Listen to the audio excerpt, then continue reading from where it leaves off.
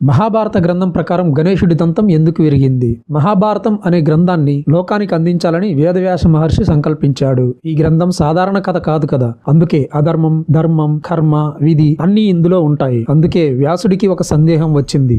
ఇంత గొప్ప గ్రంథాన్ని తప్పులు లేకుండా ఎవరు రాయగలరు అని ఆలోచించాడు. అప్పుడు ఆయనకు గణేశుడు గుర్తుకు వచ్చాడు. ఎంతో జ్ఞానం, తెలివి కలిగిన గణేశుణ్ణి ప్రార్థించాడు. గణేశుడు ప్రత్యక్షమై అన్నాడు, నేను రాస్తాను, కానీ మీరు ఆగకుండా శ్లోకాలు చెప్పగలరా? అయితే వ్యాసుడు కూడా ఒక నియమం పెట్టాడు. నేను చెప్పిన శ్లోకం నువ్వు అర్థం చేసుకున్న తర్వాతే రాయాలి అని. ఇది మహాభారత గ్రంథంలో స్పష్టంగా చెప్పబడింది. అలా మహాభారత రచన మొదలైంది. శ్లోకాలు ప్రవాహంలా వచ్చాయి. గణేశుడు వేగంగా రాస్తున్నాడు. అప్పుడే ఒక్క క్షణం గణేశుడు రాస్తున్న కలం విరిగిపోయింది. ఆగితే రచన ఆగిపోద్ది, గ్రంథం ప్రవాహం తెగిపోకూడదు అన్న ఒక్క సంకల్పంతో గణేశుడు ఆ క్షణంలో ఆలోచించకుండా తన దంతాన్ని విరుచుకున్నాడు.